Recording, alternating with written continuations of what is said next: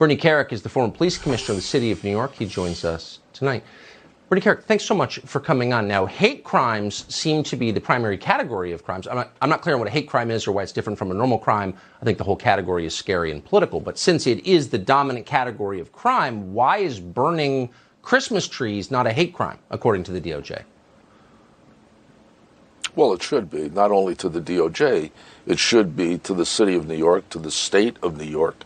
You know, the problem I think we have, Tucker, is over the last several years, you have governors like Andrew Cuomo that instituted these laws like bail reform laws that, for example, right now in New York City, 83% of the people arrested on gun charges are immediately released and sent back into the community. You have prosecutors who don't want to prosecute. They're more focused on targeting police than they are targeting the bad guys in the streets or dealing with things like this. And then you have mayors, these radical left-wing mayors, that basically allow this homeless issue. And a lot of it's not homeless. It's mentally ill. It's people that don't belong in the streets. They should be in clinics. They should be in hospitals. They should not be allowed to stay out on the streets the way they are.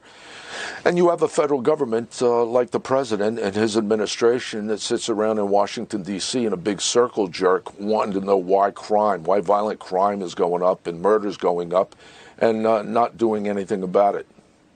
I got to ask you, I mean, I keep hearing that I should not be allowed to protect my family with a firearm because gun crime and I can't be trusted with a gun. These same people who want to take my guns away are releasing gun criminals, over 80% in New York. What's the thinking there? There is no thinking there. This is the radical left-wing part, the Democratic Party, attacking the Second Amendment, doing everything in their power to take law-abiding citizens' weapons away from them, and basically letting all these criminals out in the streets. You have increases in violent crime, increases in murder. You know, this stuff can be fixed. It's easy. Yeah, we did it. New York City did it. Giuliani did it. 65% reduction in violent crime, a 70% reduction in murder, an 80% reduction in murder in the black communities where the violent crime is the highest. Don't tell me it can't be done. I did it. But the bottom line is you need real leadership that's not going to be afraid to call it what it is. And this stuff you're talking about right now is exactly what the problem is. They're afraid to even call it what it is. It seems like it's about 0.1% of the population of New York is in favor of having drug addicts living on the sidewalk. Everyone else hates it, but that tiny percentage of people make all the decisions. How is that democracy?